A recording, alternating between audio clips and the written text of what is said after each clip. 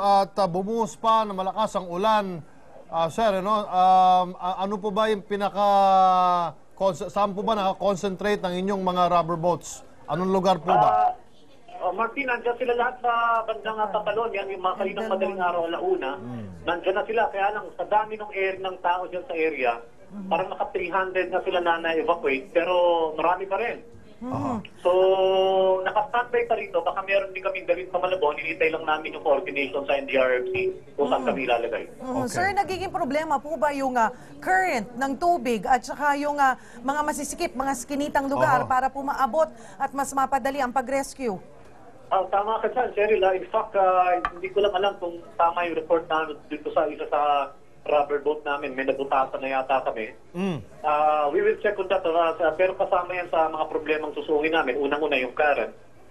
Pangalawa, yun nga, yung kung masikip at talagang hindi makuha, yun yung mga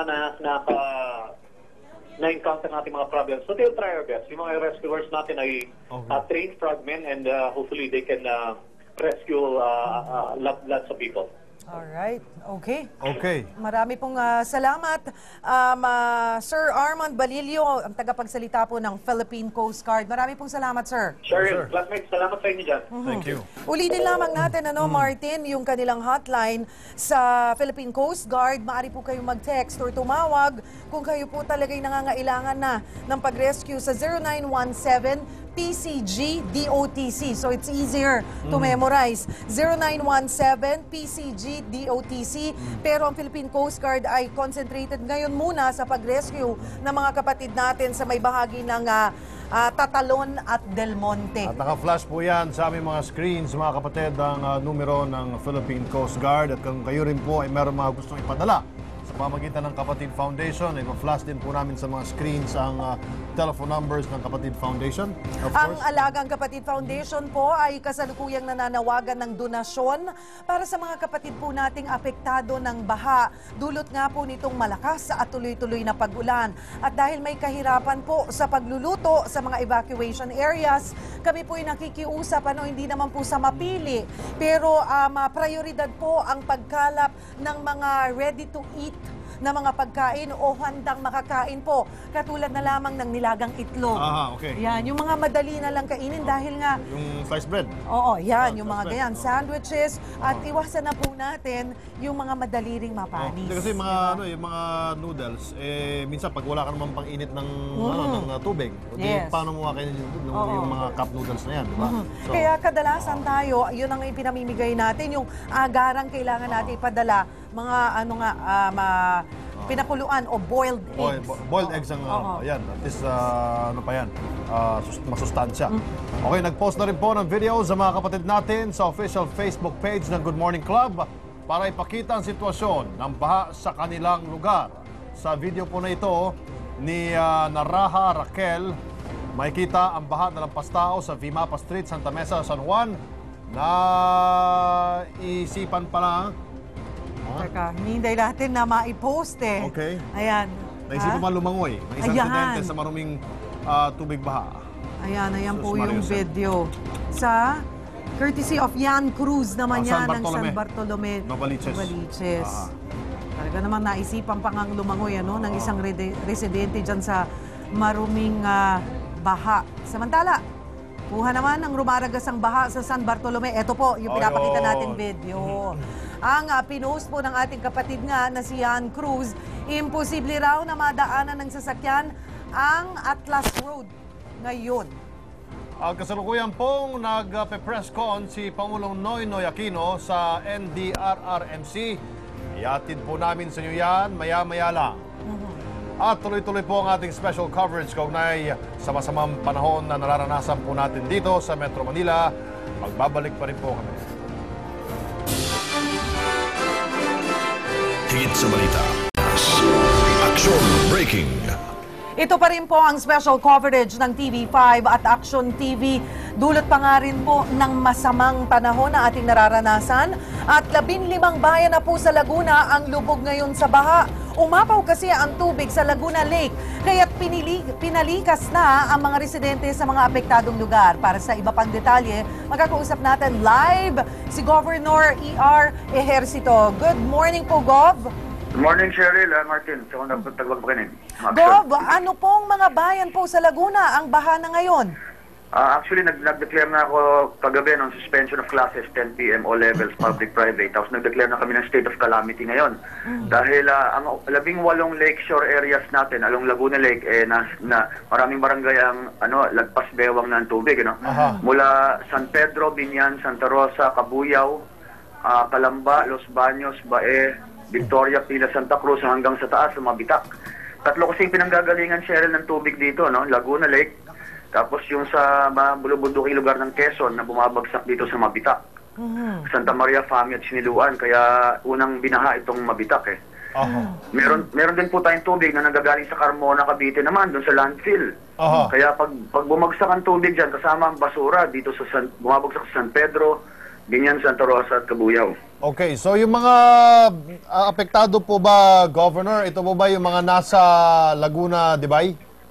Opo, halos lahat po ng apektado yung mga lakeshore areas. Madami tayong barangay na matataas na po ang tubig eh. So, ito po, sinasabi nyo nga po ay umabot na hanggang bewang ang tubig baha may sa mga areas na lagpas na po ang bewang eh. Dito lang sa bayan ng Santa Cruz. Ilang barangay na rin po ang lubog. Kaya inopen ko na ang sports complex namin para maging evacuation area center. Opo. Speaking of pag-evacuate, nagsimula na po bang ilikas itong mga residenteng apektado ng baha sa Laguna? At ano na po, karaming pamilya ang nasa evacuation centers? Kalat na po, kasi 18 areas to sa tabi ng lakeshore area, ng Laguna Lake. Kasi mababaw na kasi itong Laguna Lake eh. Dati 12 meters, ngayon 2.5 meters na lang gawa ng basura ng tao at saka itong makapal na putik, Kaya pinupush ko nga sa pamahalang nasyonal na i-rehabilitate na itong Laguna Lake. So anyway, marami tayong evacuation centers. May mga nakatigil sa simbahan, sa mga eskwelahan. At kulang-kulang 3,000 na po ang ating nalilikas. Pero nadadagdagan ko po. Okay, so kumpirmahin ko lang po, Governor, ayon sa balita, may 3 na raw ang nasawi dyan dahil sa bato. Totoo po ba ito, Governor? Opo, meron po tayong mga casualty. Si Ernesto Flores ng Alaminos, Laguna, nalunod, Si Edwin Ramos, taga Pila, Laguna, nalunod din po. At saka si Chodoro Flores ng San Pablo City, natamaan po ng bumabagsak na puno ng niyog. Okay, kung meron pong gusto magpadala ng mga ayuda, mga relief goods, saan po ba pwede dalhin, Governor? Sa ngayon po, madami po tayong pinarepack ngayon na ilalabas na namin aming calamity fund. So we repacked 100,000 relief goods, 2 kilong bigas yun, saka 2 kilo kalahating bigas, saka mga dilata at mga noodles para sa mga nasalanta ng bagyo.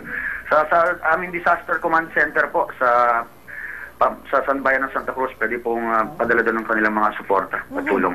Governor, klaruhin ko lamang po, kung sinasabi niyo pong around 18 barangay sa may lakeshore area po ang apektado, bayan, 18 na bayan po, mga gaano po karami po itong pamilyang ito na apektado? More or less nga po sa ngayon po, ang nireport sa akin as of 9 a.m., nasa 3,000 pamilya po mahigit eh. Pero nadadagdagan po kasi every 30 minutes nagre-report po sila sa akin. Okay. So, kaya pinarip ako 100,000 gift bags na eh. Ito po... Kasi may mga lugar kaming bumabaha 3 to 6 months, gaya yung nangyari sa Baguio Mundoy, Opo. Nakita ko po yan mismo dyan sa may Binyan. Kami po yung gumawa ng isang civic work. Pero Gov, yung apektado po ba ngayon, ito rin yung mga apektado the last time during Ondoy? Yes, oo. Kasi may mga problema na rin sa drainage flood control system, Yung mga ibang bayan kasi walang urban planning na ginawa, Kaya talagang mga baradong-barado na ang kanilang mga flood control system at drainage system. So buhat nung Ondoy nung 2009, wala pa rin nangyari doon sa panawagan ng mga taga Laguna na magkaroon ng naalisin yung mga silt.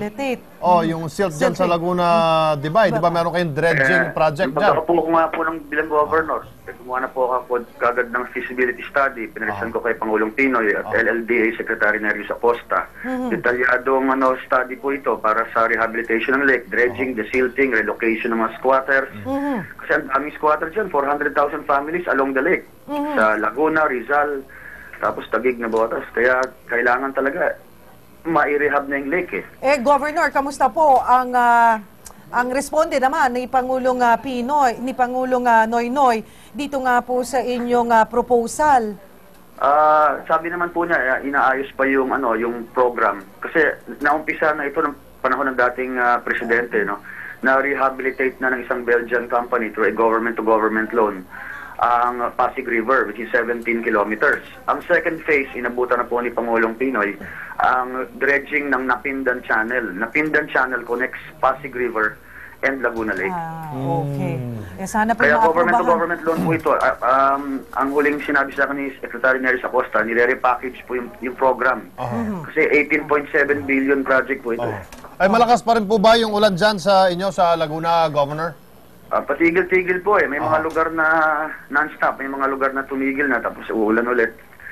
Kaya unpredictable po. Kaya panayang monitor po namin. Mabuti na lang nagtayo ako ng Disaster Risk Reduction Management Team. At madami tayong na-train na mahigit 5,000 volunteers na may mga kina-disperse ko na rin yung aking mga rescue boats. Fiberglass motorized rescue boat. Alright, marami pong salamat, Governor E.R. Ejercito ng Laguna. Thank you po. So, yun ang nagiging problema, ha? Yung pollution, Alam kong... kapal ng putik na, diba? Alam ko, partner, hindi ito panahon para magsisiyan tayo, no? Yes, Kasi pero ngayon... from Ondoy... Parang wala nangyari. Kasi yung ngayon, ang project nga sana dyan sa Laguna ay magkaroon ng dredging. Kasi sobrang kapal na ng putik dyan dahil galing dun sa Sierra Madre, galing sa mga bundok, dire-diretso yan dyan. Dahil na rin sa walang pakundang magpuputol ng mga puno. Walang nangyari sa project niya. Kaya yung mga bayan na binanggit ni Governor, ito pa rin yung mga bayan na naapektuhan the last time. Well, we're hoping na sana itong ang proposal ay may mangyari during Pinoy's administration. At kasalukuyan nga po nagsasagawa ng press con si Pangulong Aquino sa NDRRMC. Nakaantabay po doon ngayon si Royces Nagit. Royces, ano ang balita dyan?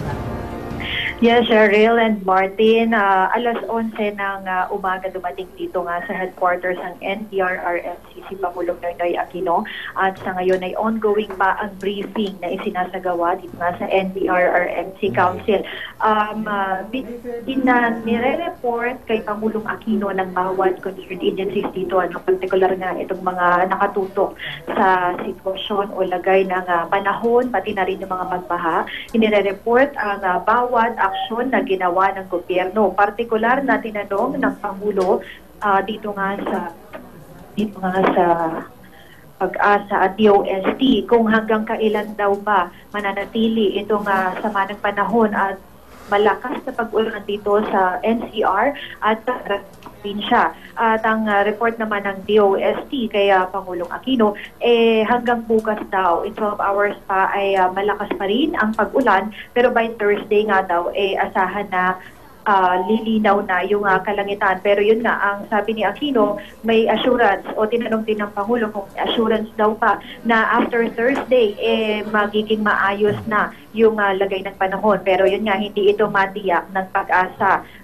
Nagulat din ng Pangulo nung ibalita na kasama yung ilang mga lugar sa Central Luzon, partikular nga itong Zambales, Bataan at Pampanga, mga binaha dahil nga sa walang humpay na pag-ulan.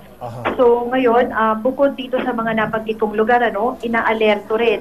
Ibinilita kay Pangulong Aquino na inalerto na yung mga lugar sa Benguet, sa La Union, Pangasinan at pati nga ulit itong Zambales dahil papunta raw sa direksyon na northwest itong habagat at nag-utos na rin si Pangulong Aquino ng preemptive evacuation sa mga lugar na maaari ngang salatahin ng